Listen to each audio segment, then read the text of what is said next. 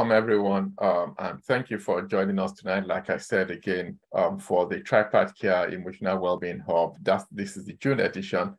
For those who are just newly joining us, please keep typing in. Please keep typing in your where you are joining us from, and I will make a note of that. Usually, I review all the chats. Everything that happens in the chat, I will usually review at the end of the meeting. So it's nice for everyone to be here tonight. Tonight, we are talking about personality, the discovery, the disorders, the deployment, and I'm really looking forward to this, and I'm hoping that it's going to be of benefit to everyone. For those of you who maybe this is the first time you attended the Tripartite Care Emotional Wellbeing Hub, I'm Dr. T. Ayodele Ajayi. I'm a consultant psychiatrist, and I work in general adult psychiatry in the UK, the community mental health team. I'm also the convener of the Tripartite Care Emotional Wellbeing Hub. We've been running now for about just over a year, and it's been very exciting. The buy-in has been really very encouraging. In addition to that, I do also wear a number of hats. The reason I say these things is not really to, it's just to, for some people who probably don't know who this person is. It's just to let you know some of the work that I've done in the past. I run the Emotional Wellbeing Hub, as you know, but in addition to that, I also run a mentoring organization for young people from ethnically and socially disadvantaged backgrounds who would like to attend medical school and who feel at a disadvantage. So we provide support for those people in order to be able to support their dreams of getting into medical school. And thankfully, that's an area in which we have had quite some success.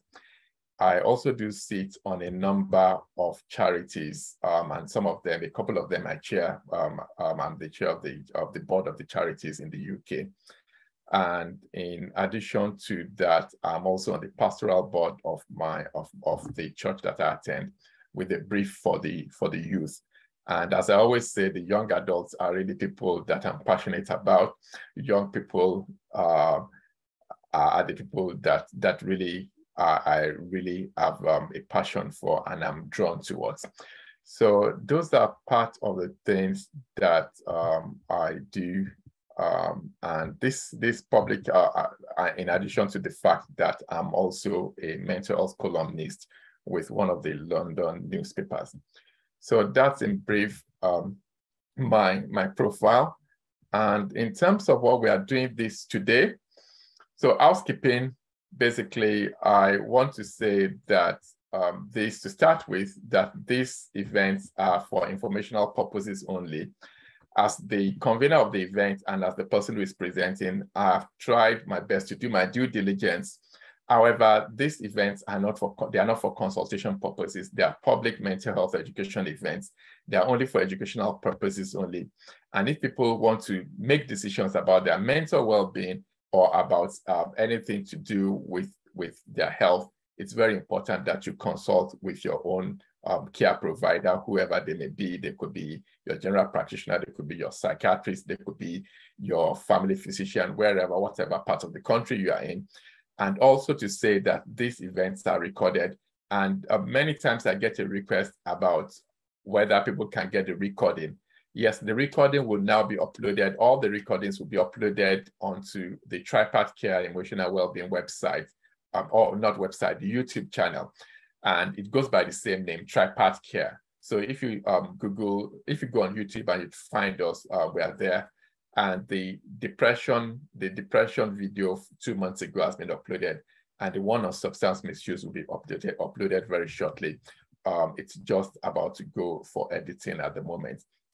So anyone who is interested in getting the previous events that we've done, who is interested in reviewing them, all you need to do is to go onto the Tripartite Care Emotional Wellbeing YouTube channel.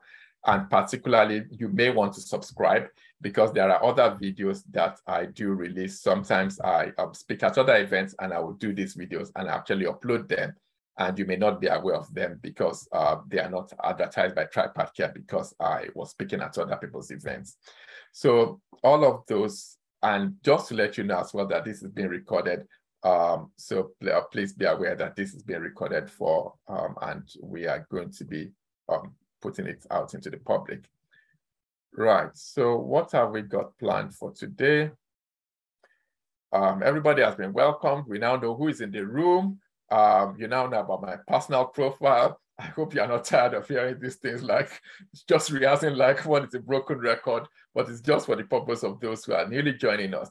Now, in terms of what the Tripart Care module is, Tripart Care is actually three-part care. So that means that we provide a holistic approach towards mental health, mental well-being and emotional well-being. We look at the body, we look at the soul, but we also look at the spirit. I've always been very public about the fact that I'm a Christian and I believe the Bible, and that the values, some of the values that I teach on this are actually shaped by my Christian faith. And also that the Royal College of Psychiatrists is actually saying currently that as psychiatrists, we need to be looking at the spiritual well-being, at least the spiritual model and spiritual part of our patients. And that patients do actually say that about 50% of patients reported that they cope with their mental challenges by resorting to their faith. And so it's important for psychiatrists to be aware of that and to put that into cognizance and to pay attention to that when we are delivering care. So, and today we are going to be talking about personality. It's not just personality disorder. And just to say, I want to very quickly say that actually the term personality disorder is going into disrepute. And that's something I'm happy about. Now we are beginning to talk about complex trauma disorders, because we know that the term personality disorder can be a bit derogatory, and it can almost put a label on people. And so as a result, we are moving away from that term, which is a good thing, because really what we should be doing in mental services is to be inclusive. So that's a term that I'm thankful that we are. And so I want to say that anything that I'm saying tonight in terms of personality, in terms of personality disorder, in terms of supporting your own, understanding your own personality, none of them is being said in the interest of being derogatory or being pejorative by any means. I'm coming from a place of support as a psychiatrist. I know that, in fact, a lot of people that society label as bad, in the real sense, there are people who have been broken by society, not because of what they've done, but because of what has happened to them. And so it's important to bear this in mind, that today we are coming from, as always, we are coming from a place of support. We are coming from a place of saying, really, these are problems in our community. How do we come together, rally together, and try and get help for those who need help, and be that help in the places where we can. So what are the things I'm going to talk about today? What is personality? Personality is that buzzword that we all use. That's my personality. That's my personality. But what exactly does that mean? And we are going to talk about personality development. And there are a number of aims I've got today. One of them is that I'm hoping that by the end of today, people would understand what personality means and how it applies to them particularly. I'm hoping that you'll be equipped with tools to look at your own personality and to understand your own personality better. I'm also hoping that particularly, I know there are a lot of adults in the room, there are parents, there are grandparents. I'm hoping that you will be equipped with tools to actually support your children, your grandchildren, the young people in your care, maybe your mentees, maybe people that you teach, maybe people that you teach in Sunday school or that you teach in church or that you teach in any sphere, to be able to support them and to support the caregivers in their lives, such that we don't keep propagating generational problems in terms of the way we raise children. Because the reality is that we'll find out that our personality are very quickly formed when we are young. And the people who are the main figures in our lives, the caregivers in our lives, the people who are really prominent in our life, have a great role to play in actually how those personalities turn out. So I'm hoping that tonight, that's some of the things that we can see. How can we support the young people that are in our environment, the young people that we come in contact with? How can we support them to actually help them to develop healthy personalities that would put them in a good stead for the rest of their lives? We are going to look at personality assessments. We are going to look at what's the role of trauma. How does trauma really affect personality? And then we are going to also look at then personality difficulties, what we are now referring to as emotional trauma-related problems or trauma disorders. And also, how can family and friends support people in whom there's a diagnosis of a complex trauma disorder or a personality disorder? So it's quite a tall order. There's quite a lot to go through. And so it's going to be a whistle stop. To start with, this is a good place to start tonight. So the word personality is something that we hear often. We hear it all the time. And it actually comes from a Latin word, which means persona. And interestingly, that word persona, actually, it's a mask. It's the word that was used to describe in Latin. It's used to describe a mask that performers use to cover their faces so that they can be able to project different roles or disguise their identities. That's quite interesting, isn't it? And these days, when we talk about persona as well, it's like something that people put on over themselves, over their faces. And that's why we talk about people having a different persona at work and having a different persona at home. So that's quite an interesting definition of the root word of personality.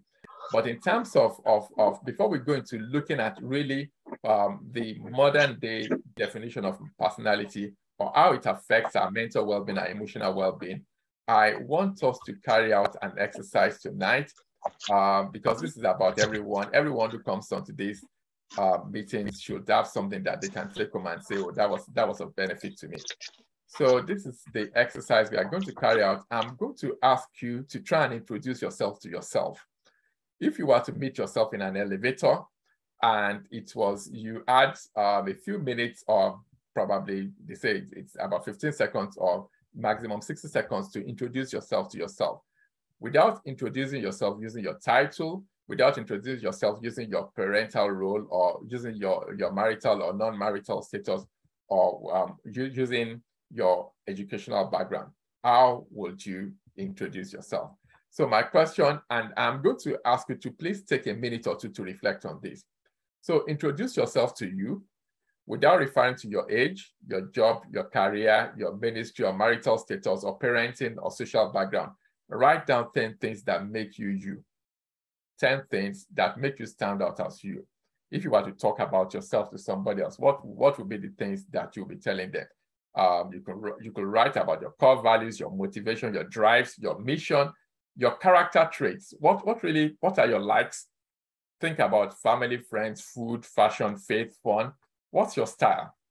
Who is this person who is joining us tonight on the call? I want you to take a minute to just step back, and I promise you, I'm going to keep quiet now because I really want you to reflect on this and put something down.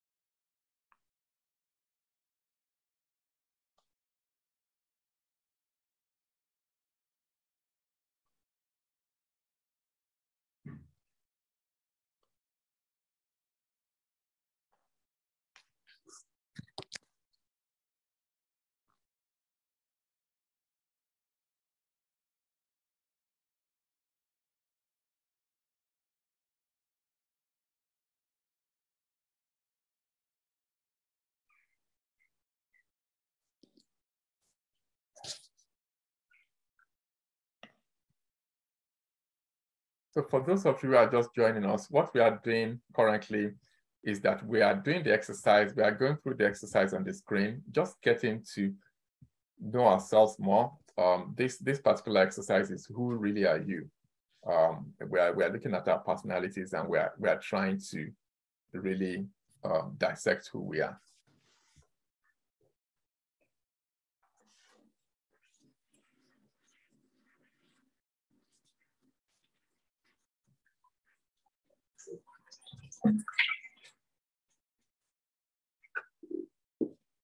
Okay, so I hope that has been a fruitful one. And I hope that the things that you keep, the things you've written about yourself, I'm hoping that you visit those things again, because it's amazing how these periods of reflection actually help us to really understand ourselves better and to get to know ourselves as persons, as human beings, apart from apart from ourselves, apart from our roles. Apart from our role as a parent, our role as a minister, our role as a career person, our role as a member of the community, really our role as individuals, as a person who really is the person. Because in relationships, in whatever relationships there are, really the most important person is who we are bringing into it. Who is this person? That is, who am I? Who is this person? Who is Ayodele? And who is it that is introducing into his relationships?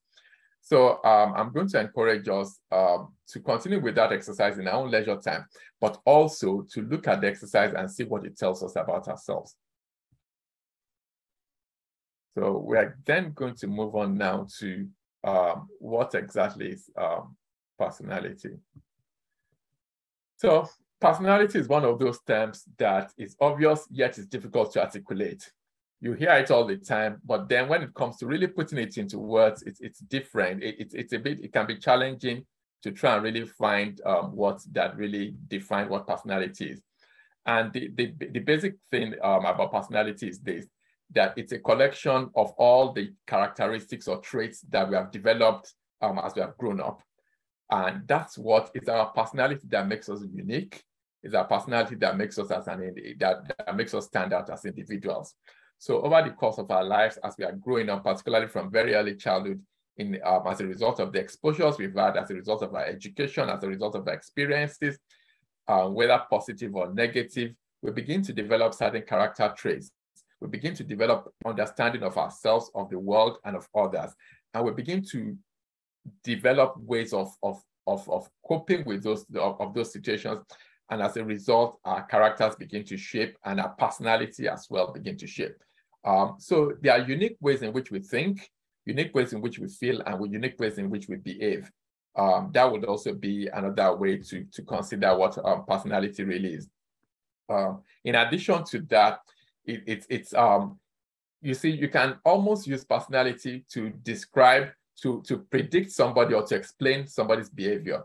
Because one of the things about personality is that it's deeply ingrained and that there are things that they last quite a while. They are very enduring. So there are things that almost last. If one does not pay particular attention, our personalities could actually last a lifetime. If in fact, they are enduring character, they are enduring traits in our life, and they can last a very, very long time. The other thing to know about them is that our personalities tend to develop by late teens, and by early 20s, they are almost fully formed. So that's why I talked about children earlier today, that really children, for those of us who have responsibility for children, it's something that we need to be aware of, that really we have an awesome responsibility on our hands in terms of helping those children in terms of their personality formation. And the things that we do or do not do can actually affect the way that those children turn out or don't turn out. So now the question to ask ourselves is, what are the factors that influence personality? Why does somebody turn out an extrovert, another person turns out an introvert? Why does somebody, for instance, they are stressless, nothing gets to them, and there's this person who is quite neurotic and who almost worries about anything and everything? Why do people turn out that way? One, we know that genes are very important, the genes that we inherit. We know that the experiences that we have, and that will be very prominent among them, will be the childhood experiences. People who have experienced neglect, people who have experienced abuse of any form, either physical, emotional, or sexual abuse, are prone to lots of personality dysfunction as a result of the fact that very earlier on in their lives, when they needed to develop trust, that trust was broken and damaged.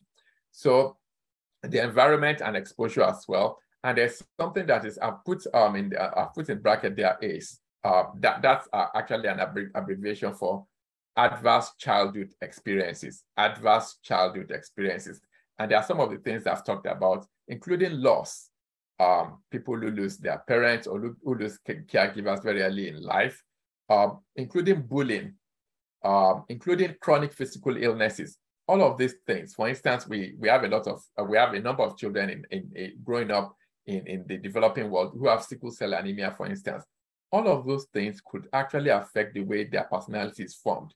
And if we are not aware of that and we don't compensate or consciously bear those things in mind, they could actually have very damaging effects in their lives going forward.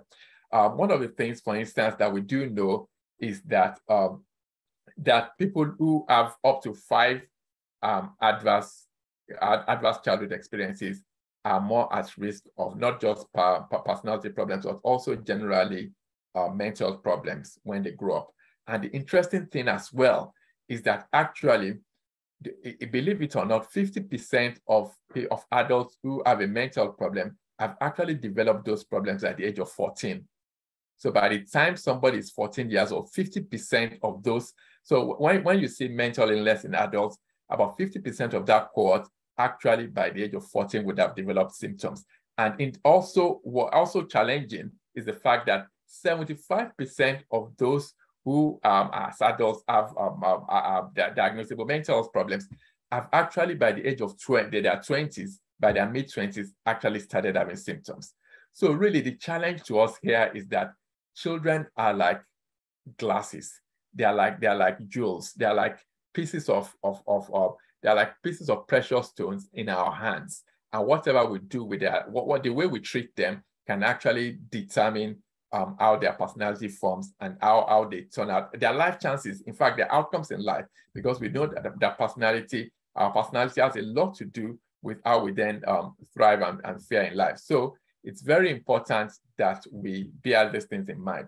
Now, I suppose the question you want to ask me is this: how much does genetics, that's what we inherit from our parents, and nurture in terms of what nature does to what we inherit from the environment, how much of what role does each play? So is it just the genetics that we inherit from our parents that carries the most that is most significant in terms of personality development, or is it the environmental factors? The answer is that really both of them play very prominent roles. From twin studies, some group of researchers actually studied 375 sets of twins, or 378, almost 400 sets of twins in America. Some of them were identical twins, some of them were non-identical twins. And this is the interesting thing. They actually found out that those who were identical twins, out of them, that whether they grew up with the same parents in the same environment, or they grew up apart, raised by different parents, that when they looked at their personalities, there was quite a striking number of similarities. So basically, they were people who had genes. So maybe twin A grew up in maybe Florida, and twin B grew up in Nevada. Very opposite poles, very different socio-economic environment and socio-cultural environment. Yet, when they looked at their personalities, they found out that there was too much striking resemblance not to explain that the genes played a prominent role in their personalities. That's one. I can identify with that on a very personal note. A lot of people probably don't know that I'm an identical twin myself. So in that regard, I can identify that indeed there are quite a lot of things that I share with my twin brother in terms of our personalities. And so that's something to bear in mind. But the other thing that researchers actually found out was that they also found out, interestingly, my twin brother is actually joining the call at this point. So what researchers also found out was that with twin studies, they found out that when you look at sets of twins, particularly the identical twins, that about 50% of them actually had striking similarities in their personalities. However, when you look at fraternal twins who are more or less like brother and sister without really a massive shared gene pool, what you found out was that when you look at their personalities, they share about 20% similarity. So that's also alluding to the fact that the genes have a role to play, a great role to play in our personalities. However, it's also important to still note that it's not just about genes, that really there is also the environmental factor and that some of these things. So it's a complex interplay between genes, between nurture and nature. Nature in terms of the genes that we inherited, nurture in terms of the way we were raised. And these are things to bear in mind. So no matter what genes people have inherited, the good news is still that really we can, by the nature, by the way they are nurtured, that can also help with their personality development one way or the other. Right. So in terms of, I'm just going to go on to my next slide. Right. So personality development, what is this personality development thing? Because really, I do feel that if we're able to understand personality development as parents, as members of the community, as leaders in the community, as church leaders, for instance, as people who are leaders at work, as people who have influence over the development of children, who take decisions in our workplaces about welfare of children one way or the other, I think that that's half of the job done in terms of really raising a healthy, mentally healthy and emotionally balanced community. And I'll tell you why. Because personality disorder is really the process by which organized patterns of our thinking, feeling, and behavior evolve over time. And as they evolve over time, particularly from our childhood, they then form the person that is then the adults that we then encounter. So it's a transition, a complex interplay between the nurture and the nature and an evolving process. It's like a stone, you throw a pebble into a river, and over time it begins to gather moss. As it begins to flow down the river, it begins to gather moss. And every stone is unique in its experience in that river flow, in that experience. And that's the way it is with our personalities, that really our experiences differ, but at the end of the day, it's those experiences and the person that we bring into that experience that actually forms our personality. So I'm just going to look a bit more into personality development now. So personality development is a very interesting and also complex area, as you would know. I mean, think about it. We are getting to about 8 billion of us now, and each one of us is unique. So personality cannot be a very easy thing. It cannot be a very easy thing at the end of the day. If there are 8 billion prototypes on the surface of the earth, think about it. And each one is unique. So it means that psychologists, psychiatrists, people, behavioral therapists, have not really been able to agree that this is the single model that we should use in classifying personality or thinking about personality development. But there are a few models that have really worked, that make sense. And one of them is one that I've really gone into details about today. And I'm going to share that in a minute. So there's the psychodynamic model. Psychodynamic model is a model that looks at us from childhood and looks at this was publicized by a 19th century psychiatrist, Sigmund Freud, who was very well known for the work he did with children and in terms of development. And that psychodynamic view actually looks at the fact that human beings are made up of certain urges, certain motivations, and that some of those motivations and urges actually play an impact in the way we think, in the way we behave, and in the way we feel. And also that some of those also have a lot to do with the interaction with the primary caregivers in our lives. Particularly, he described the relationship between mother and son, mother and daughter very significantly. And that all of those interactions in the very early years have profound effect on the way we then develop. So that's that. There is also the school. There's also somebody else called Erik Erikson, who also looked at personality development. And that's the one I'm going to go into details today. And there's a reason for that. I will show you in a minute why I'm really looking at that. there are also the school of thought that describes personality based on traits. They say actually everybody's personality is like a jigsaw puzzle. You know, you see this big jigsaw puzzle, and it's made up of little bits, and each of the puzzle actually adds together to make that personality. And that those little jigsaws are the pieces of jigsaws are the traits. And they all, when you then look at the global picture, you can then see a fully formed personality. And there's also, I'm sure that a lot of people on this call today have heard about what type that sometimes we use alphabets to describe personalities. I'm going to go into that as well. Type A, type B, type C, type D personalities. So there are different, just the point I'm trying to make here is that there's no single way in which personalities are described. There's no single way. It's different people, different schools of thought have been used in the past. So let's look at what Erik Erikson said and try and relate it to modern day life, because this is really about relating it to what works, relating it to modern day experiences. One, Erik Erikson said that really there are several stages. There are about 8 stages in the lifespan of a man, of a human being, whether man or woman. My daughters always say that I need to be cognizant of that. So of a human being, there are 8 stages. And the first stage is the stage of trust versus mistrust.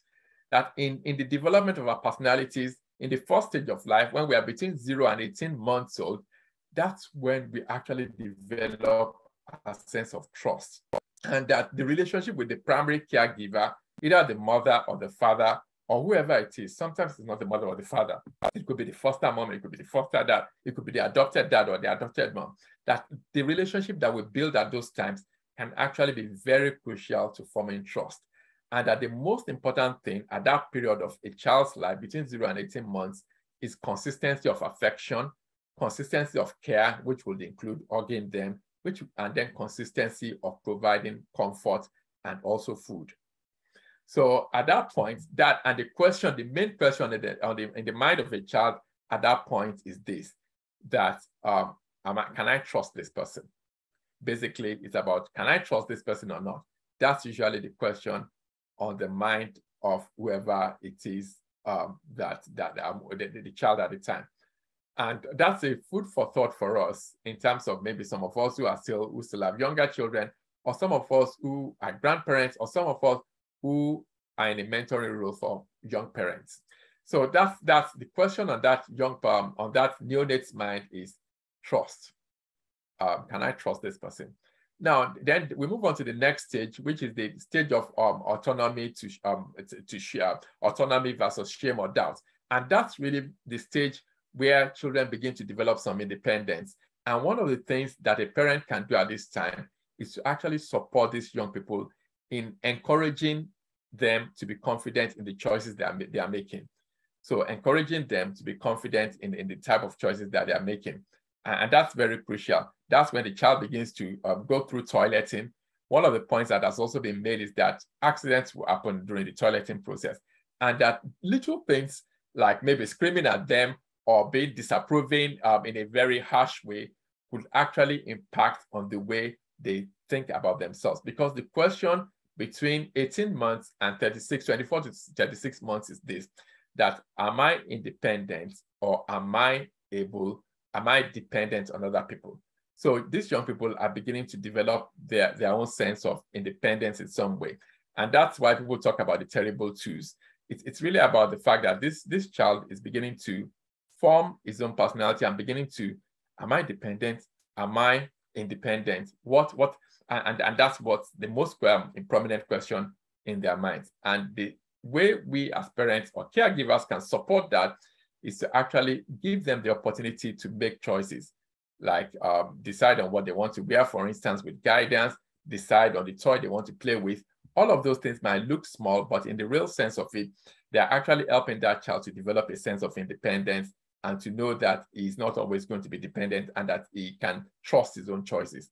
And then it moves on to the preschool year. Preschool year, as we know, is up to age 5.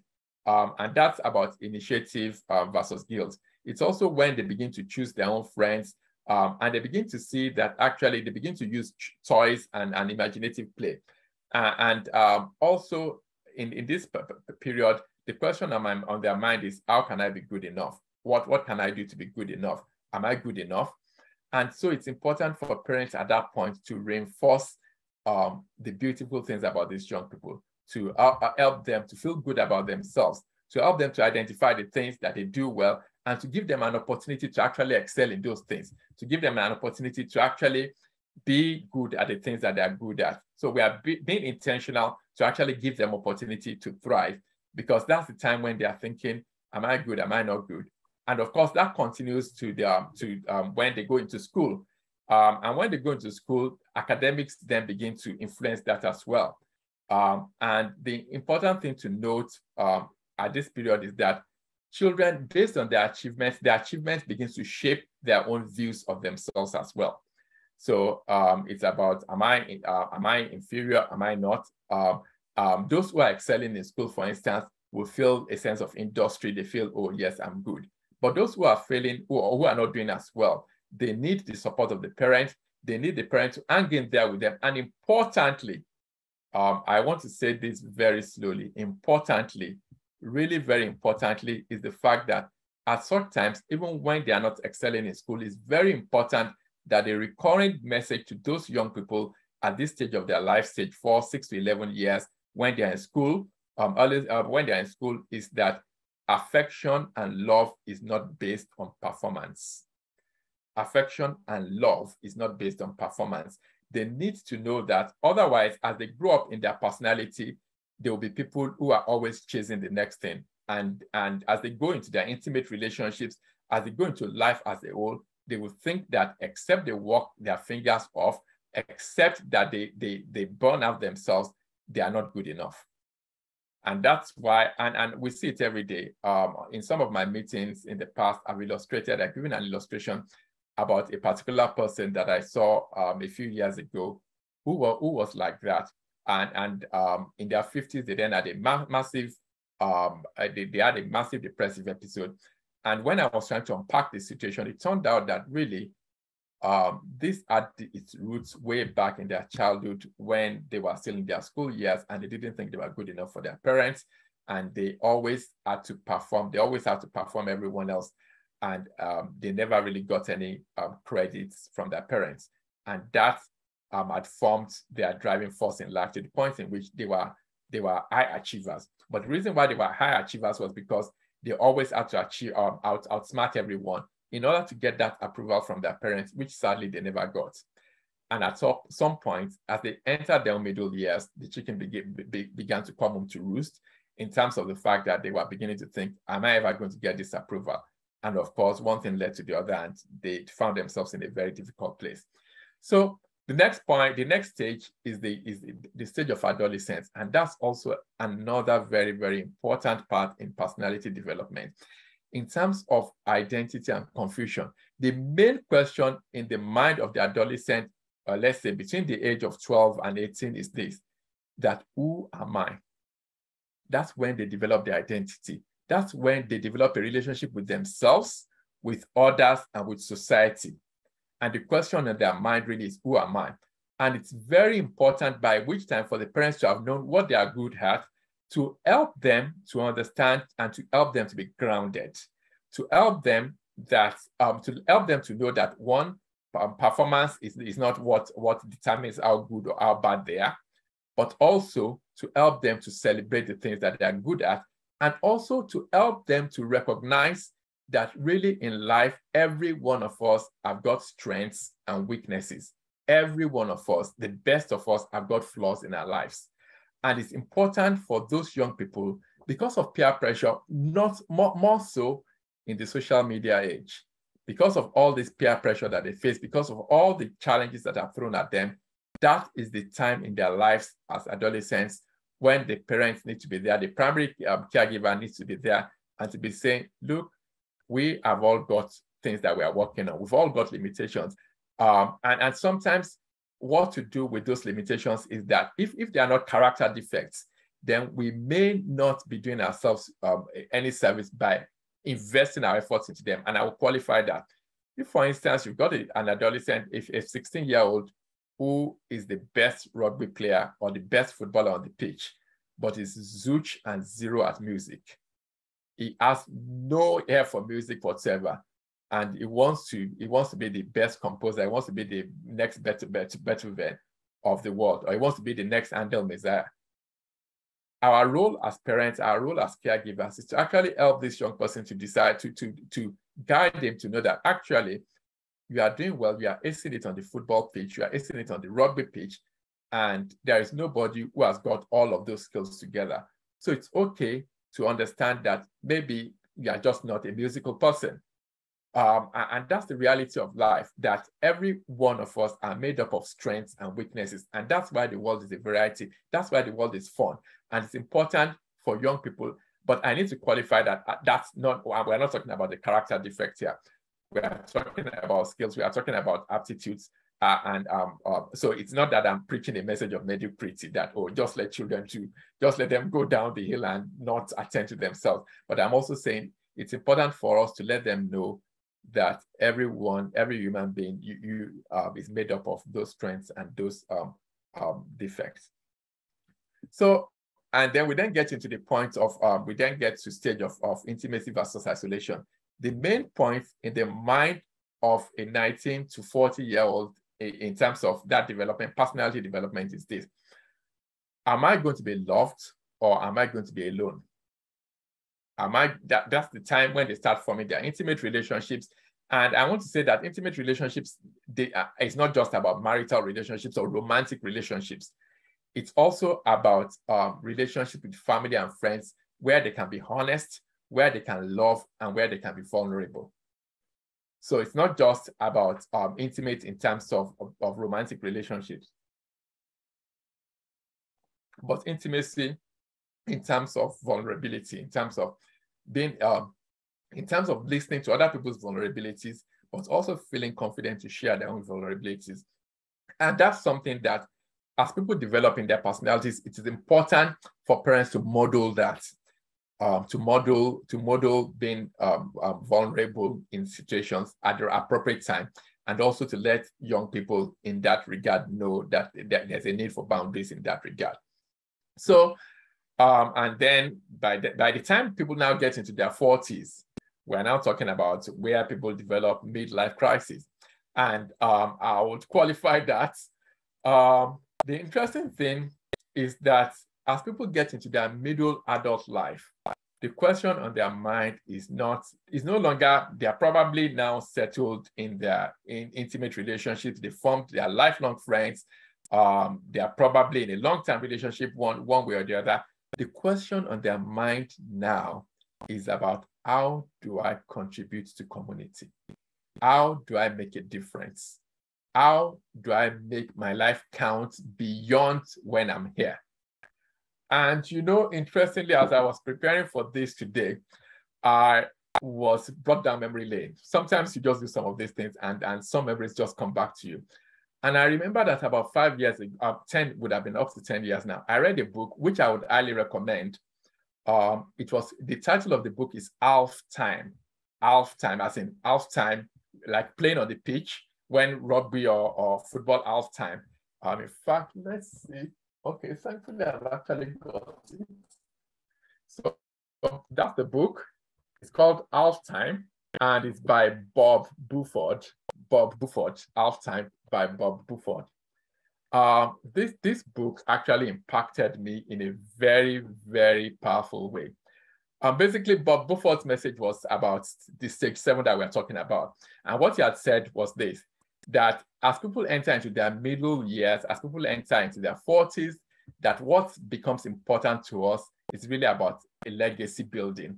Not legacy as in acquiring wealth, but being able to contribute to society, being able to make an impact. And he then went on to say that the ideal thing in one's middle years would be to be able to be well enough to be able to put something back into society without expecting anything back.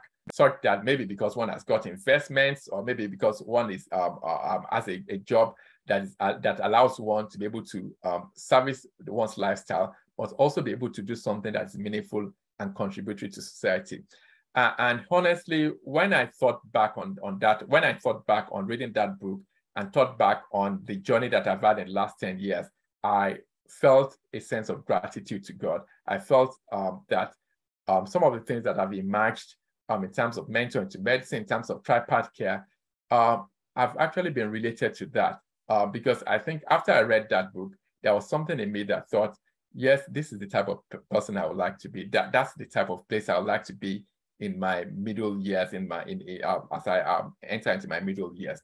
So, it's very important that the question that the middle-aged person usually asks is, how am I going to affect community? And of course, we then get to the final stage of life. And in terms of the final stage of life, the question on the mind of the 65 to whatever, maybe 120-year-old these days, how have I lived my life? And have I lived my life well? That's usually the question. That these are people down know that really time is winding down. They are probably, nobody's going to, at 65, most people are not going to have another 65 years. And it's about, and really the question, the challenge to those who, I don't know, I don't think we have many 65-year-olds here on the call tonight. But for those, they say that actually for those people, that what you can actually do is to forget about what's happened. Yes, that people have made mistakes, there have been wins and there have been losses, but rather to be grateful for the wins, and also to, if the losses can be amended, yes, but if sometimes the losses cannot be amended, and not to dwell on them. Because we also do know that, for instance, when people get into the elderly years, there are mental problems that happen. Depression is one of them. Social isolation is one of them. Loneliness is one of them. Of course, dementia is one of them. So that's really like an overview of the lifespan in terms of how our personality changes or our personality evolves, and the things that are important to us in those different aspects of life. And I hope that we have found those really helpful in terms of reflection, in terms of also looking at the young people in our lives. Now, this is not a slide. This is not my slide. It's from The Very Well Mind. The Very Well Mind is also a very nice, it's also a very well, it's also a very well-resourced internet site, Very Well Mind. It's run by Amy, somebody who is quite a leading psychotherapist in America. And I think she does a very good job of what she does. So this is another way of looking at personality. And a very good acronym for this, you look at all this and you're thinking, how do I remember all this? A good acronym for this is OCEAN, as in the ocean, as in O for ocean, as in O for openness, C for conscientiousness, extraversion, A for agreeableness, and neuroticism. So, and that's another way to look at personality and to try and think about our personality in terms of looking at ourselves. So, and the OCEAN model, or this model looks at, it classifies, it looks at personality on the spectrum. So they look at the high, that you can score highly on certain traits and you can score low on certain traits. Openness is about the relationship that we have with change. It's about how do we respond to change? How do we respond to novelty? How do we respond to new things? And openness, the people, so if you score highly, you are adaptable, you are flexible, you are open to change, you've got a creative mind, you are imaginative. If you are on the other side of the spectrum, in which you are low on those on openness scale, on the openness scale, then you are somebody who is more rigid, who is more concrete, who is averse to change, and who doesn't like any imagine, who is less creative and less imaginative. And there are no good and wrong answers here. That's another thing I want to say, that personality is not about good or good or bad. It's really about making the best use of what you've got and you're working with. So it's not a score. We're not scoring ourselves here and saying, oh yes, that you scored 100, I scored.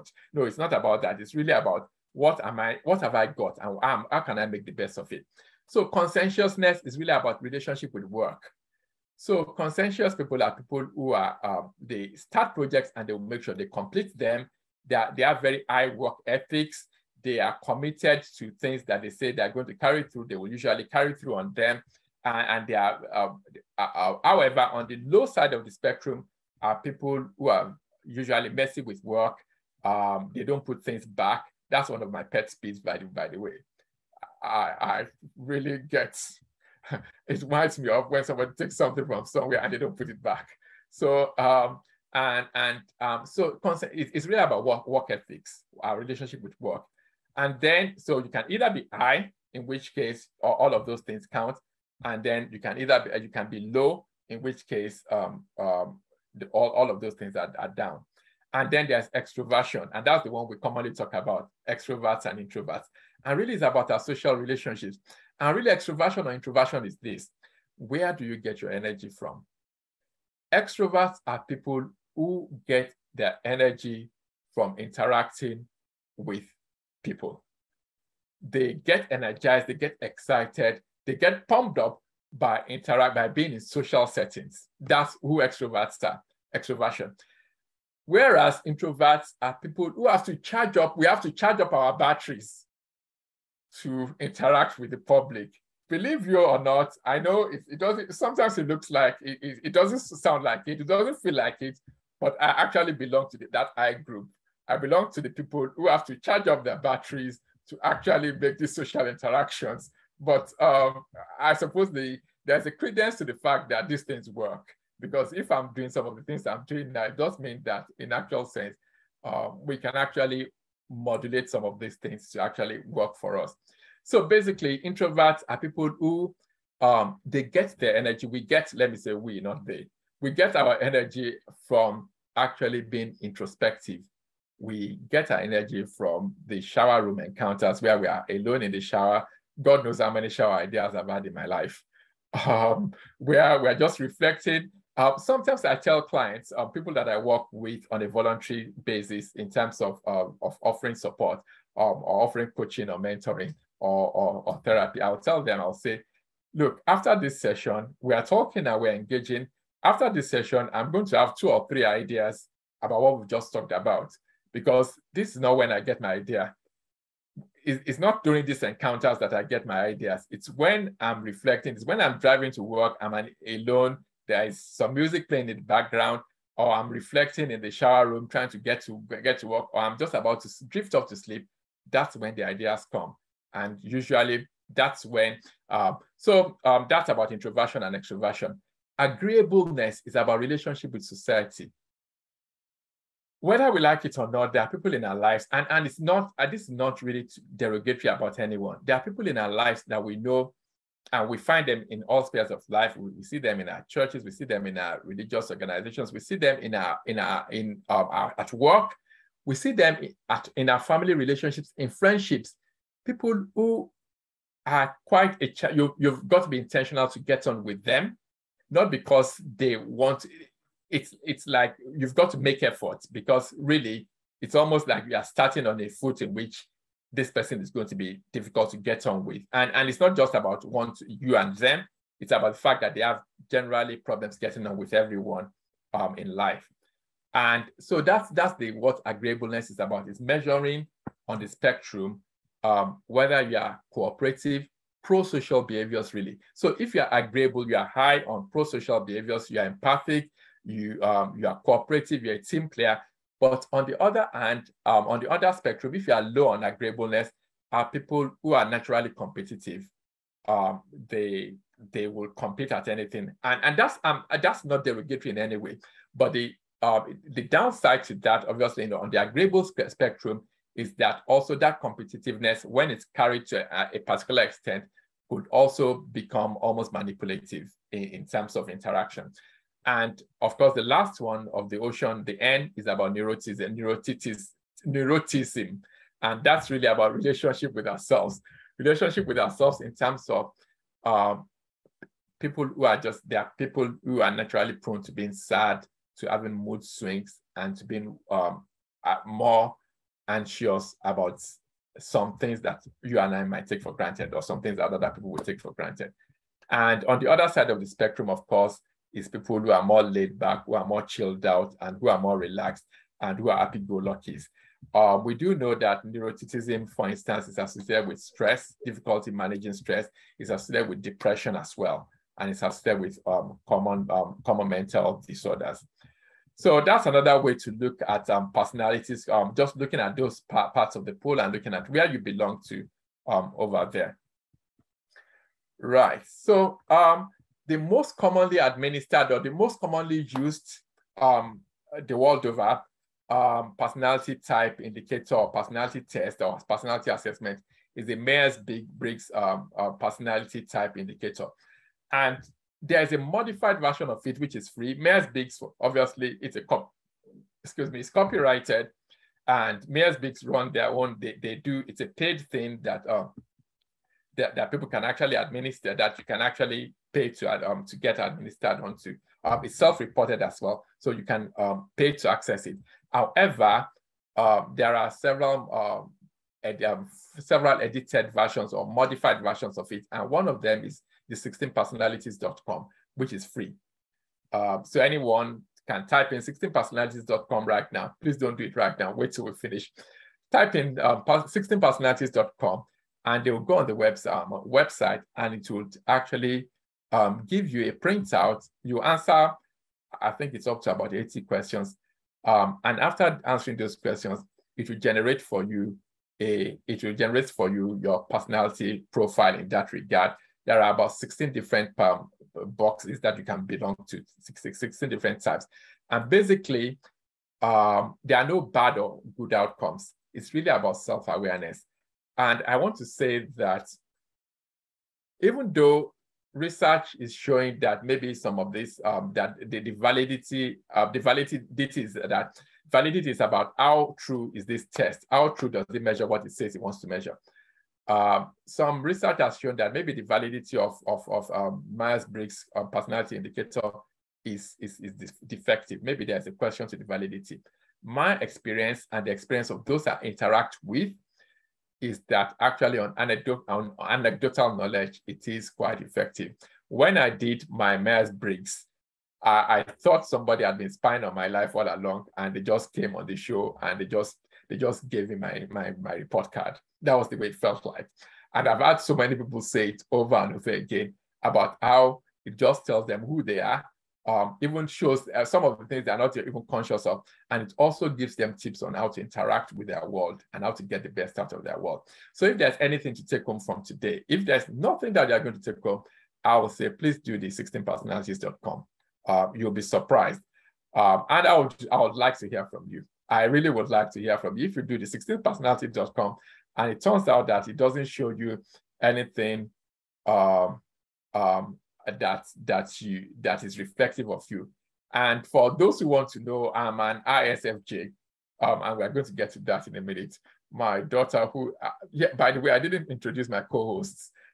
As usual, I've got Buikumi, who is here with you, B, who is my daughter, and also my niece, Jemima. Both of them are co-hosting today as previously. So, so that's the MBPT. It's MBPT, sometimes called MBTI. So that's that. It was actually developed by a mother-daughter team. Interestingly, both mother and daughter worked on it, and they developed. And they say that currently in America, that 2 million people take that test annually. So that's how profound it is. My view is that there must be something working well for it for 2 million Americans to take it. There must be something in it. And like I said, you can identify 16 different types. It tells you about your strengths, your weaknesses, your preferences, possible career choices. It will actually give guidance, also relationships and how to manage relationships with others.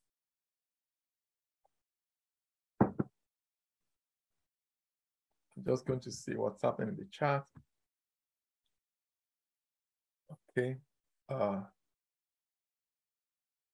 Okay, good.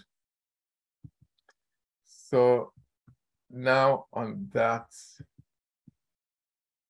So what is the MBTI? I've said there are 16 possible outcomes or personality types, and they assess you in 4 domains.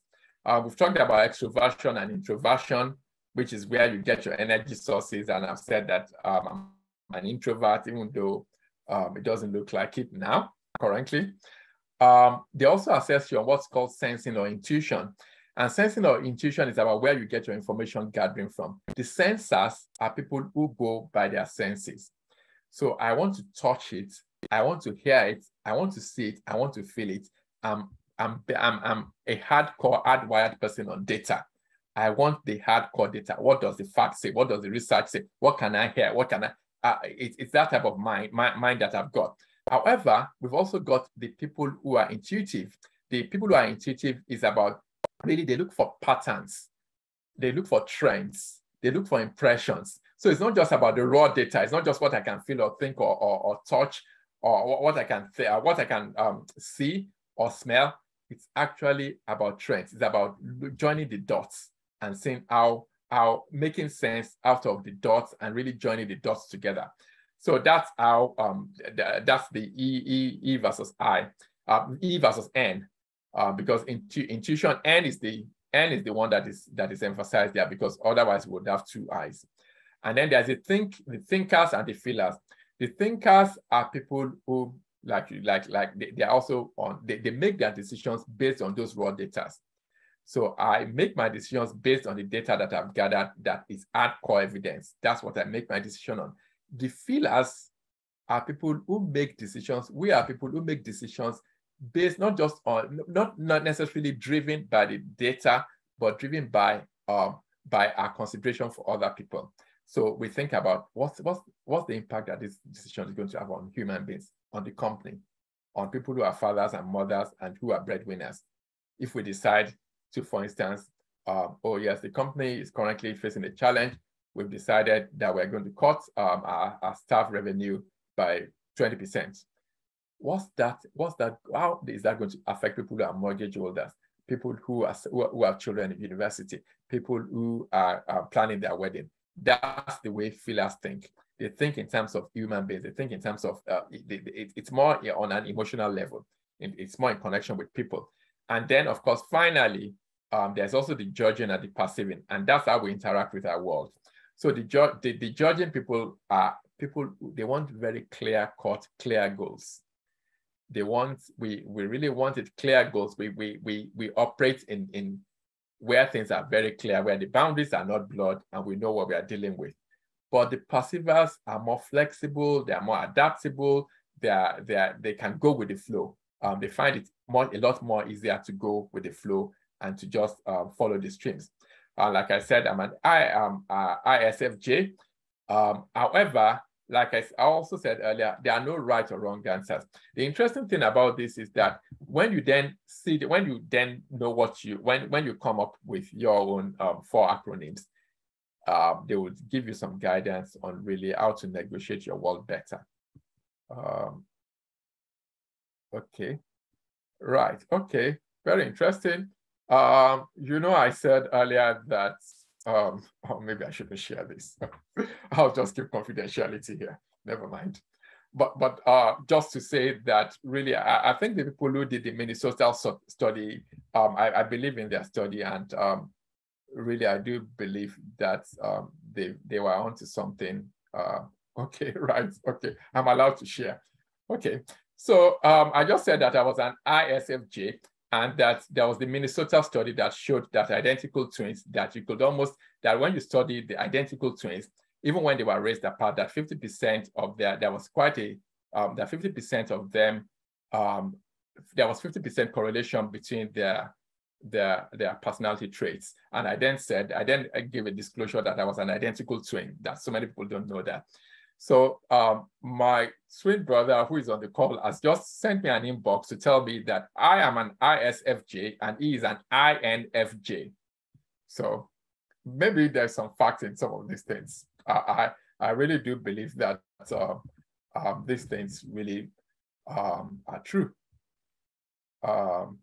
So that's quite an interesting one. Yes, it is quite similar. I agree, Jemima.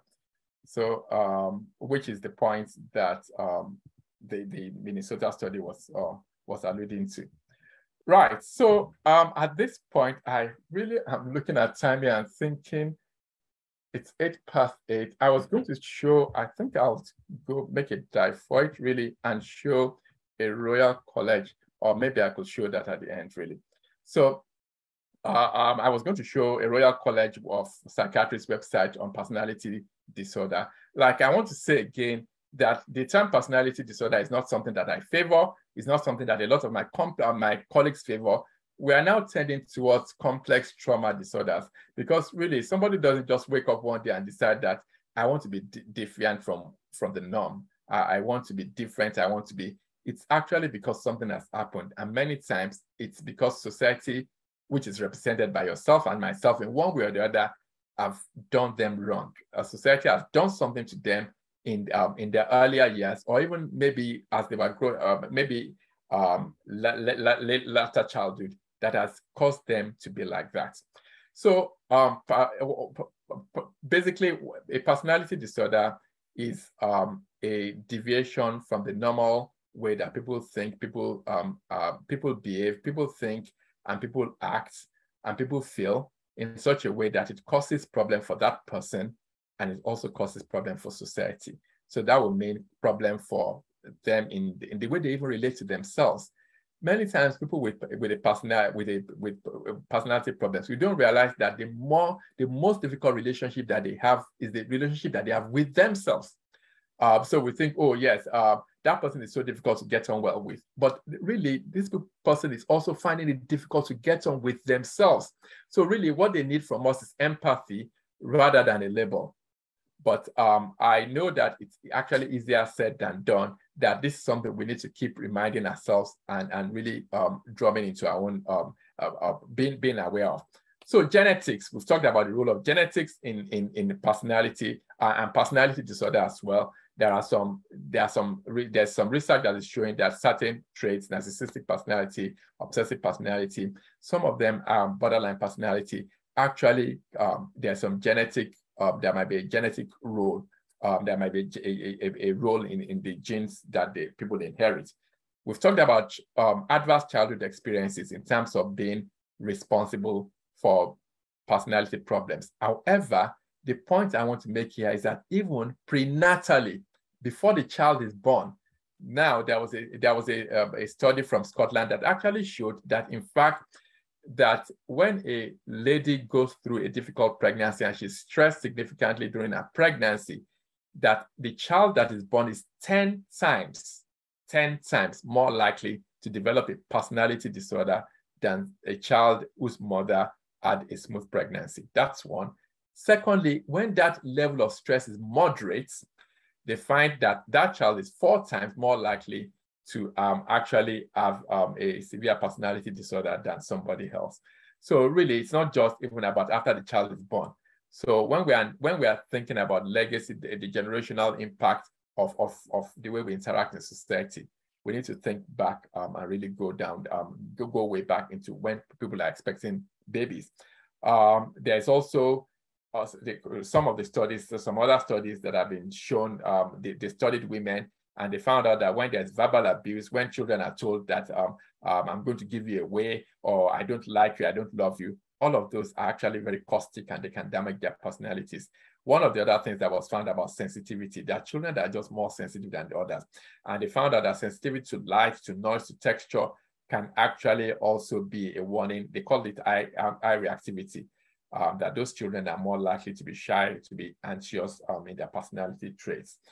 And of course, the effect of peers. Also, the other thing to note is that despite these difficult relationships, if a child has a compensating relationship in their lives, maybe they have an abusive mother, but there's a teacher who is a grounding factor in their life. There is a pastor, there is a teacher, there is a Sunday school teacher, or there is a mentor who keeps them grounded and who is consistent, who is a consistent caregiver, that actually that relationship, the positive relationship, can actually compensate for the negative one. So we've talked about what personality disorder is, and there are long-term problems, and they are deeply ingrained. The good thing is that we also do know that there's what is called burnout, that as people enter into their 30s and their 40s, that particularly with things like the social personality, with borderline personality, that those things change. And that the symptoms, I think people develop ways of dealing with life better. And they get a better understanding of themselves as well. So what are the ways in which personality is affected when there's a complex trauma disorder or there's a defect of personality. Is the way somebody thinks about themselves. They are not able to regulate their moods. They might, in terms of what is called borderline personality, for instance, they might have a fear of abandonment and rejection. That's very common. They might have a low self-esteem. They might resort to harmful and damaging ways of coping with stress, such as cutting themselves or resorting to alcohol or to use of drugs and toxic substances. They might resort to indiscriminate use of sexual encounters to deal with their moods. All of these are known to have an impact on the person. So basically, it's about there's a problem, at least in two of these domains, interaction with the way I interact with myself. Because I want to emphasize that the relationship that I have with myself in all of these is one of the most prominent ones, is one of the most important ones. Of course, the way I also respond emotionally, regulating emotions, mood swings, for instance, being able to not having an handle on one's emotion, having a tendency to lash out, not being able to control one's anger. You will see people who say they will smash things, they punch walls, you can ask them how many remote controls they've gone through, how many televisions or furniture they've smashed, all of those things. And then, of course, in relating to other people, we've talked about how sometimes we know people in our community or in our life that are difficult to get on well with. And of course, in ways of controlling their own behavior as well, which I said earlier.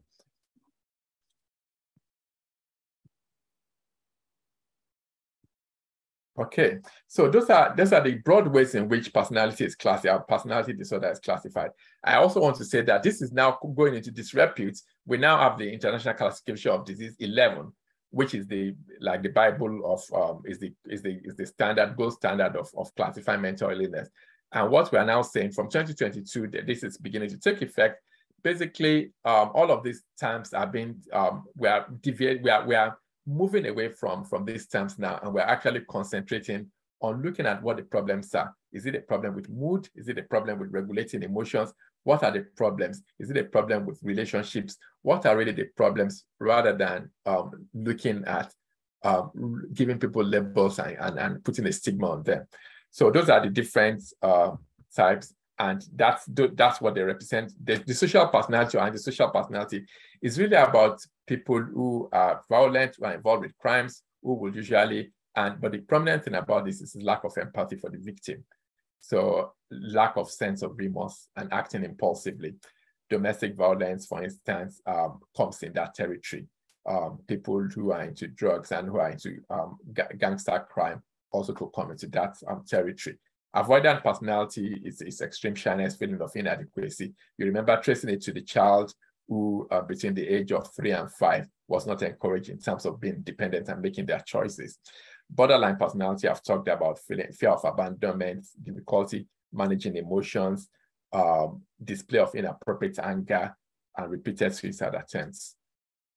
Histrionic personality is somebody who tend to be very exaggerated and expressive, and also society could label them as seeking attention. But really, in the real sense of it, that's not what's driving the behavior. So for the clusters in terms of the odd behavior, those are people that will usually isolate themselves, and their behavior can be a bit out of the norm in terms of the way they interact with the world. We could almost think that they are odd or queer in the way they behave.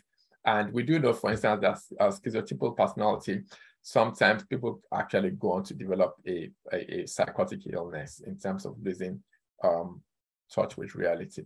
So what are the resources? These are the resources. The very well-mined one I've referred to, the 16 personalities I've referred to. Some of the other resources are actually for people who want to support those in their lives who have some of these conditions. And whilst I'm aware of time, I just want to round up by saying this, that if you've got somebody or you identify yourself as having any of these problems, or somebody with a friend or a family member, how do you support them? How do you deal with them? One, I think it's important to get information. I think it's important for you to be knowledgeable about their condition, about what's happening to them, and about really how to support them. That's really very crucial. The other thing is to be non-judgmental. And in order to be non-judgmental, it will mean that we already understand where they're coming from.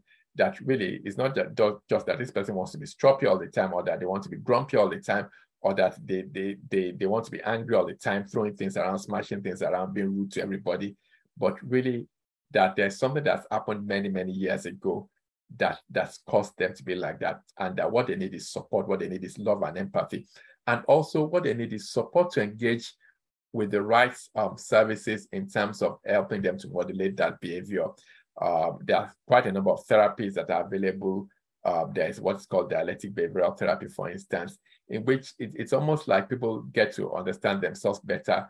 They use cognitive therapies to try and modify their behaviors, but also to reorientate themselves as to their understanding of themselves. So there's also sometimes cognitive behavioral therapy. There's also interpersonal therapy in terms of helping people to manage relationships, giving them skills. For instance, there's also some group exercise is for psychoeducation called the STEPS program, where people are put into a small group, and they could have a 20-week program to actually help them to understand the relationship, how my behavior affects the community. Being with the same people week in, week out for 20 weeks actually helps people to really relate and see how their behavior affects other people. And finally, I want to also say that one of the ways we can also support those people is to help them to get help, support them to be compliant with anything that they are prescribed, or to be compliant with attending therapy, for instance.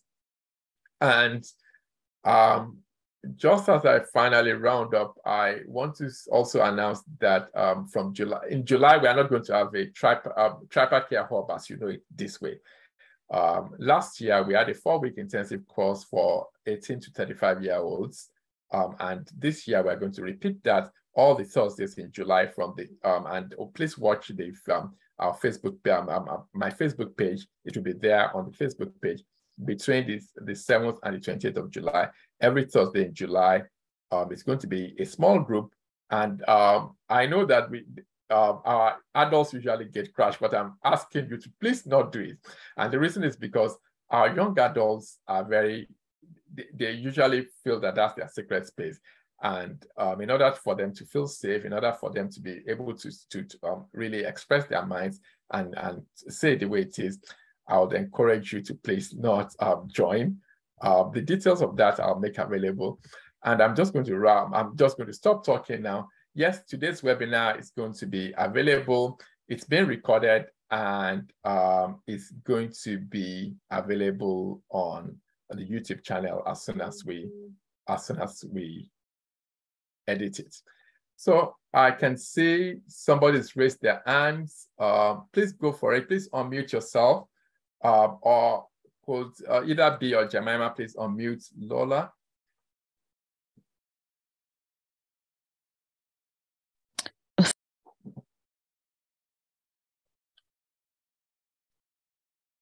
Okay, I'm just going to unmute Lola because I'll unmute you in a minute. I'll stop sharing and then unmute you. Okay, so please go for it. You're unmuted now.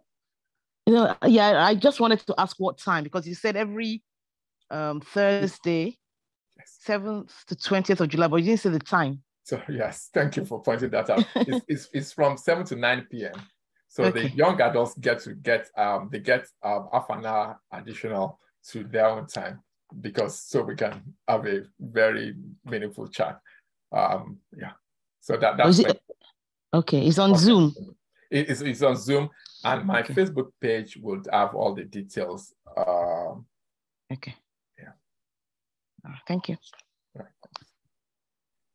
So if there are any comments or questions or feedback or any thoughts, please let's hear those. Oh yes, my Facebook page is just right. That's just, I think it may actually already be on my Facebook page. But if it's not, I'll make sure that it's there tonight. Any questions? I'm just scanning around the room to see whether there's anyone raising their hands.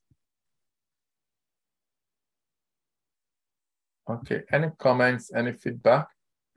And just to recognize a few people who, everyone in the room is very special. I need to say that. And if I miss anyone out, please, I do apologize ahead of time. My dad has very kindly joined us all the way from Nigeria. So Daddy, thank you for joining us. I really appreciate your support. And thank you for all the investment in the development of my personality. I really hope I've done a good job of it. But thank you for your beautiful investment, Dad, for all those years of shaping and beautiful investment. My twin brother, as I said, is in the room. My younger brother is in the room as well. My twin brother has joined us all the way from Nigeria. My younger brother from Washington. Who else is in the room? I can also see, obviously, as always, my wife and my two daughters are in the room. Oh, right. Okay. And my big cousin has also joined us. Brother Dapo has joined us from Texas. And my very dear in-law, Fadi, Dr. Ibrahim has joined us from Germany. Pastor Sam, you are welcome. And of course, my very dear brother, Safi Pekin, who has always done it consistently. He has put these meetings out to social network and is always ever so supportive. Every time I see him, he always has an encouraging word. Oh, yes. And my dear brother-in-law, who has become my brother, BG, is joining us from Texas. Right, and my other brother-in-law is here as well, Brother Steve. Thank you all for joining us. Right here. Any questions at all before we call it a day? So please make a note in your diaries. Oh, okay. Oh, I can see so many people putting up their hands now. So let me start from my left to my right. Lola, is that a legacy hand or is that a new hand? Is that a legacy hand or is that a new hand? Okay, all right, okay. Also, just to say that my triplets, there is somebody whom, in all intents and purposes, can actually pass for my triplet. My dear sister, Shade Femilawal, is also here all the way from Lagos. She's always very helpful in putting a word out in our social community. And she's somebody that I'm really very proud of when it comes to women making waves in Nigeria in the banking sector. So thanks, Shade, for joining us. Okay, Pastor Sam, I'm coming to you in a minute. I can see your hand. I'm just going from left to right. There's Oliver, you've raised your hand. Please do go for it. Please unmute yourself and okay. Sorry, thank you, Dr. Ajayi. I don't know if you remember me, that's Noni's husband. Anyway, what I want to ask you was, how do you, I know about some of the personality you talked about.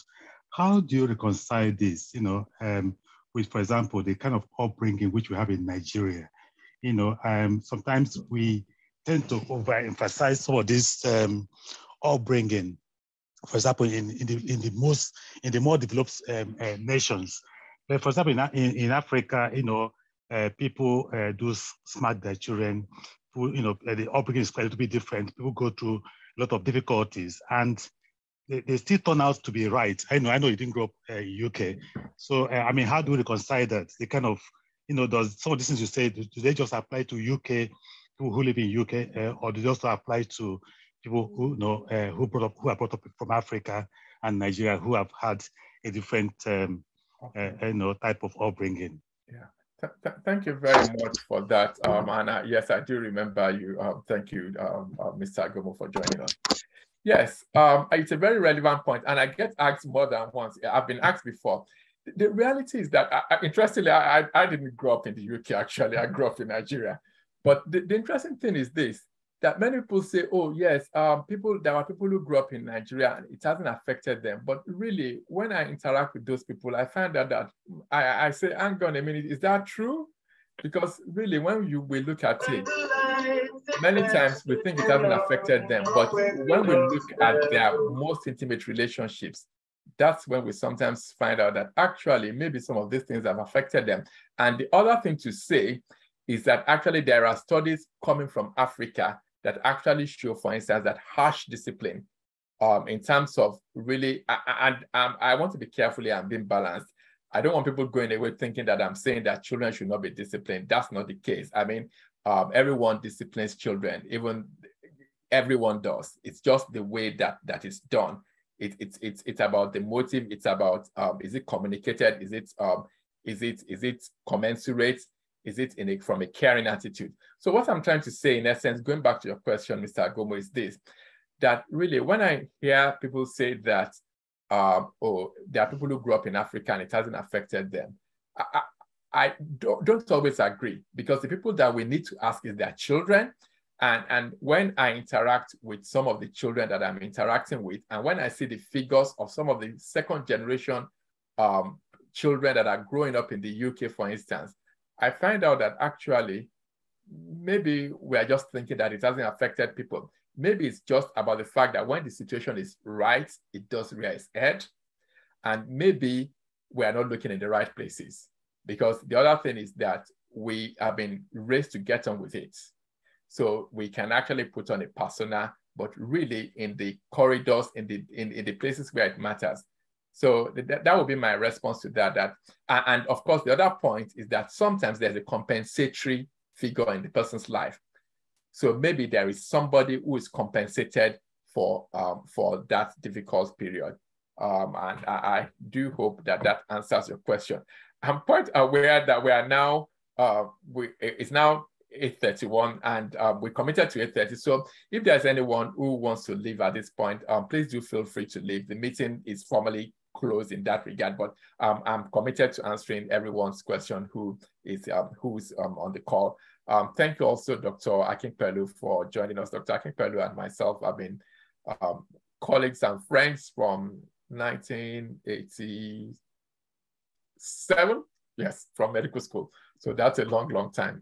Thanks, and she's always very supportive of this program. So thank you, Dr. Akinpelu, for joining us all the way from Canada. So Pastor Sam, please. So I'm going to take Pastor Sam, and then I'm going to take Egbe. Egbe is also joining us from Germany. And then there's Biola iPhone. I'm not sure I know who this, but it will be your turn next. So Pastor Sam, please go for it. Yes, Doctor, thank you for the exposition. I'll call it. My question may be generic. I'm a father of well, the last teenage will be cease to be a teenage in August. So, and I know that you started with the personality being fully formed in teenage up to 20. So I'm looking at adults is okay to take the personality test and then discover who you really are. Yeah. But for parents to be able to understand the behaviors of their children, the personality, is there any way they can we can do that from an earlier on, so that once we understand their personality, we are able to respond commensurately to how we deal with them individually. I don't know whether there's anything like that for younger people, or is there a training? Because what you have said in 2 hours will take a long time to fully understand and to be able to relate with the children. Okay, this is what the personality is, so I might be able to bring them up in this way because I understand their personality. But you have studied all that, but I haven't. So is there a way that we can understand their personality earlier on?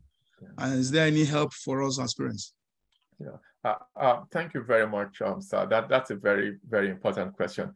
So in terms of actually a childhood, the rule of thumb is this, that really even until the age of 18. And in fact, many times when I see an 18-year-old in the clinic, I'm not quick to make a diagnosis of a complex, to make a diagnosis of a complex trauma disorder or to make a diagnosis of a personality disorder, because the ideal thing is for you to assess the situation over time and see whether this is just something that's going to be transient or something that is then going to that is going to then be transient. So in terms of children, really, I think what's more important is probably not about the test, but about creating an environment for them that is conducive to a healthy personality development. So it doesn't matter the way it develops. I think it's about creating that environment in terms of really some of the things that I've talked about. And if there was anything that I want to go back to, it would be that psychosocial development by Erik Erikson, where he talked about every stage of life and what the parents can do. For instance, in terms of 0 to 18 months old, it's about establishing trust and consistency. That's why when people talk about structure, that it's good to have a structure for a child from the time they're out of the womb. That's part of the reasons, because consistency makes them to develop a trusting relationship. Of course, affection, food, all of those things are important. For instance, in teenage years, adolescence is really about reinforcing the things that are good about them, helping them to appreciate those things, to celebrate those things, but also importantly, also helping them to understand that every single human being is made up of flaws and strengths. We are made up of strengths and weaknesses, and that really it's only on social media where there are people who have this glossy, all-together image. In the real sense of life, those things don't exist in that way, that everyone is, and to be able to manage that fact that really there are, as long as there are not character flaws, obviously if there are character flaws, somebody with a perpetual latecomer, for instance, that's something that needs to be dealt with, to be supported to deal with it. So really the short answer is, it's not ideal. If people are not encouraged to really do that sort of diagnosis or make those type of conclusions in children, but we can begin to look at the patterns and to support them accordingly. But importantly is the environment that we create for them that is most important, because we know that whatever comes their way, if the right environment is created, it can actually compensate for whatever adversity they then face. I hope that answers your question, sir. Yes, you mentioned Erik Erikson. Erikson, okay. Yeah. I'll have a look. Thank you. Yeah, and the other place to go to would also be the verywellmind. The verywellmind.com is one of the resources. The verywellmind.com. It lists all the stages and the details of things that parents can actually do to support their children through the process. Thank you. Thank you for that question. Okay, so we go on to Egbin. It's nice to have you here. Please go ahead.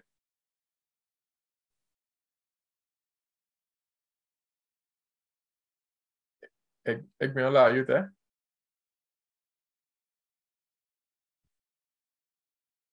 Right, okay. I'll go on to Biola iPhone then, and then we'll come back to Egbin when she returns.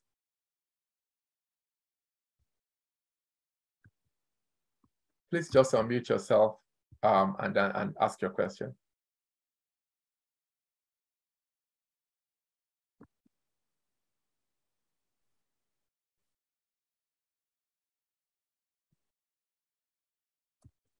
Are you there? There's a Biola iPhone who's got their hands raised.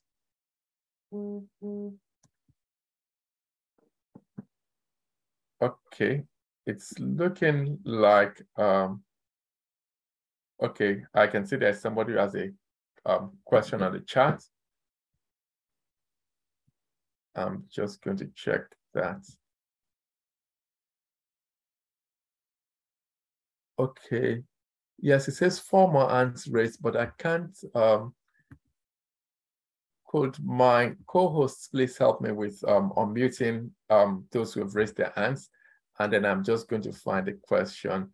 Okay, so can one change personality results in the Myers-Briggs is a question that was asked to, can one change personality results in the Myers-Briggs? Yeah, one of the criticisms of the Myers-Briggs has been that in terms of validity, that actually some people find that they take the test one time and by the time they take it again, it puts them into a different group. That's not an experience that I've had, and that's not an experience that I've come across. I think on the overall, it's quite valid, but really, we can't say, you never say never to these things. It's very uncommon, but it's a possibility. That's one of the criticisms for the Myers-Briggs, yeah. B, thank you for answering that question. B is a Proto-G, and so it's within our territory to answer these questions. Okay, does environment where a child grows up impact on the past? Yes, sir. Mr. Ladakot, thank you for joining us as well. Yes, you are right. The environment where a child grows up has a very profound effect on their personality, and it can be positive or negative.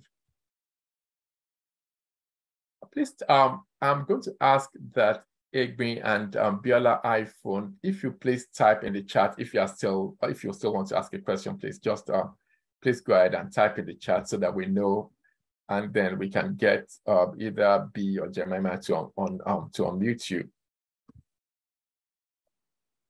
Okay. Oh, okay. Something is okay.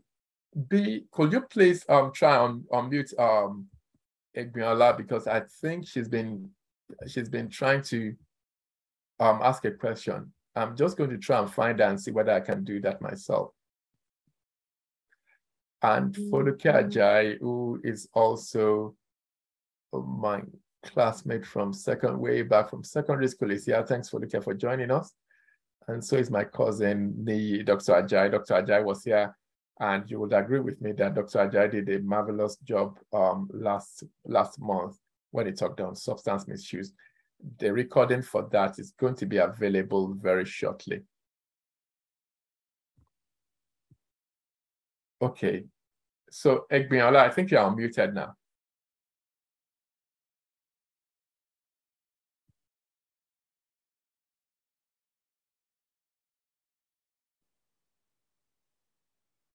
Egbinola, are you there? I think you're unmuted now. Okay.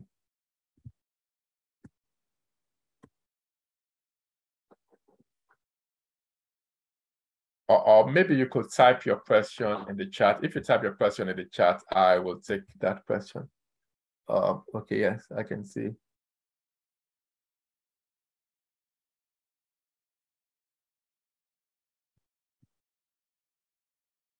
Okay, right. So please do, I'll just give you a minute or so to type your question in the chat, and then we can take that question. I understand there is still a question that is unanswered in the chat, and I'm going to try and find that.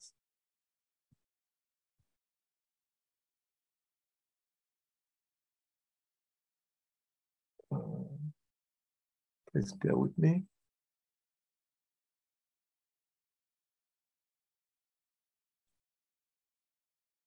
Okay, I think we've answered the one on whether personality, whether there can be changes on the MB, on the personality charts. Right, okay.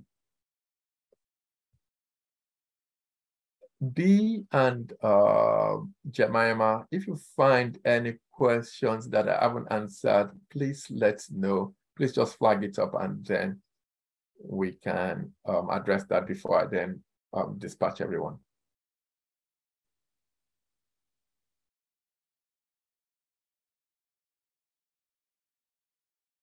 I can't seem to.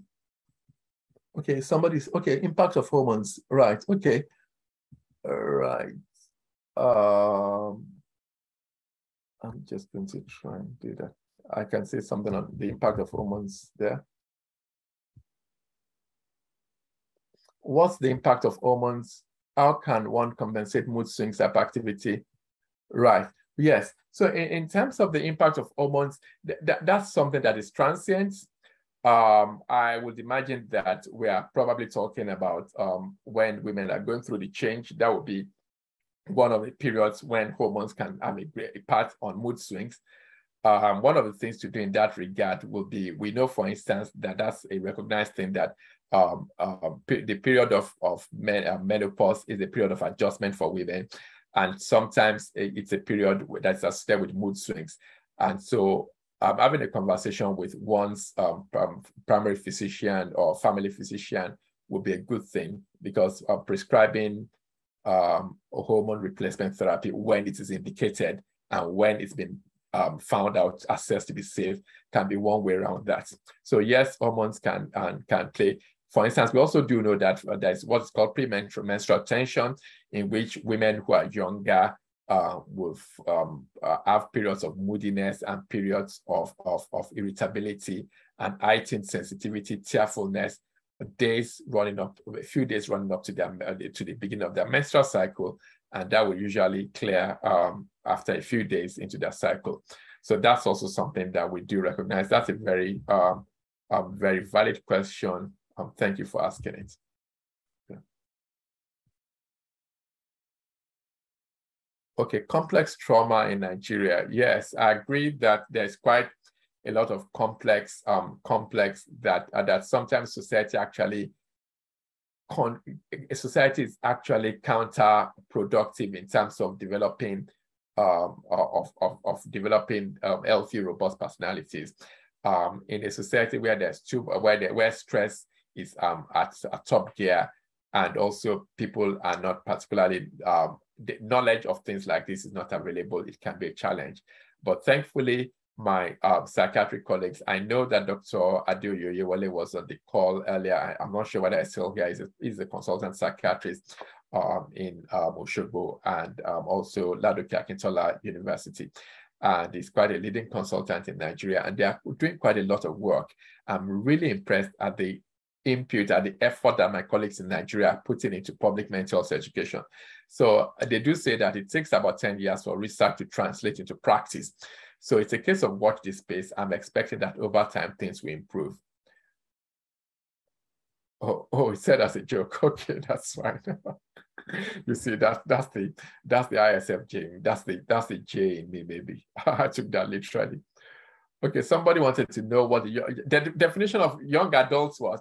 So young adults are from the age of 18 to 35. Yeah, 18 to 35 are the young adults in this case. Yeah. Right, okay, I really do believe that we've gone through all the questions. I'm just going to ask for a thumbs up from either B or Jemima. If I've missed anything, please unmute, so let me know, and then otherwise I'll round up the meeting at this stage. And I just want to appreciate everyone for coming, and thank you for also staying the day. That's 15 minutes. We are now 15 or 16 minutes out of time, and you've stayed back. So that's really very much appreciated. Thank you. And like I said, we'll be uploading the edited version of this video onto the Tripath Care Emotional Wellbeing Hub YouTube channel when it's been edited. And so thank you everyone for joining us. And also, if you have any feedback to give to us, please do give the feedback. We respond to these feedbacks. It's helpful for us, so we can continue to work on them to really adapt what the sessions to fit everyone, to meet the needs of those who are listening. And if there's any particular theme that you want us to address, one of the themes that we'll be addressing in the autumn will be psychological therapies. And I will not be doing that. I'm going to get a psychological therapist, either a psychotherapist or cognitive behavioral therapist, to actually do that. For the person who is asking for the YouTube channel, is Tripath Care, and just if B or if either B or Jemima could please post the link to the website, to the YouTube channel. So Thank you for joining us.